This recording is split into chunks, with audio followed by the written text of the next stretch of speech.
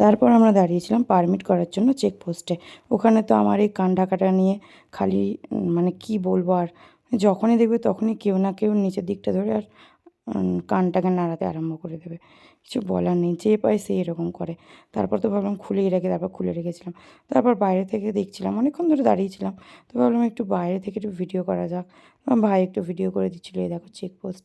এখানে গিয়ে সব কিছু পারমিট করাতে হয়, তো উনি গেছেন পারমিট করাতে। আমরা গাড়িতে দাঁড়িয়েছিলাম, তারপর চলে এসেছিলাম ওয়াটারফলসে। এই দেখো কতটা সুন্দর লাগছে, দূর থেকে খুবই সুন্দর লাগছে। তো ভাবছিলাম চলো সামনে যাওয়া যাক। তারপর অনেকটাই সামনে গেছিলাম। চলো তোমাদেরকে দেখাই আমরা কতটা সামনে গেছিলাম। নিচের দিক থেকে রাস্তা ছিল ঝর্ণার কাছে যাওয়ার জন্য। তো আমি বললাম চলো, আমি আর মনোজ মিলে দুজনে এসেছিলাম। আগে দেখছিলাম জলটা মানে ঠান্ডা না গরম, যেহেতু আমরা যেখানে ছিলাম সেখানে জলটা একটু গরমই ছিল। তারপর তো আমরা হাত দিচ্ছিলাম, হাতটা মানে কি বলবো, এতটা ঠান্ডা অবশ্য হয়ে যাচ্ছিলো। তারপর আমি তিনজনকে ডাকলাম যে নিচে আসো। তারপর মনোজ এখানে হাত রেখে চেষ্টা করছিল কতক্ষণ রাখা যায়, আর আমি তো একটুখানি রেখেই আমার হাত দেখো লাল হয়ে গেছে। মানে কি বলবো, এতটাই ঠান্ডা জলটা। তারপর আমরা বেরিয়ে পড়লাম বাদাম চিংড়ির উদ্দেশ্যে।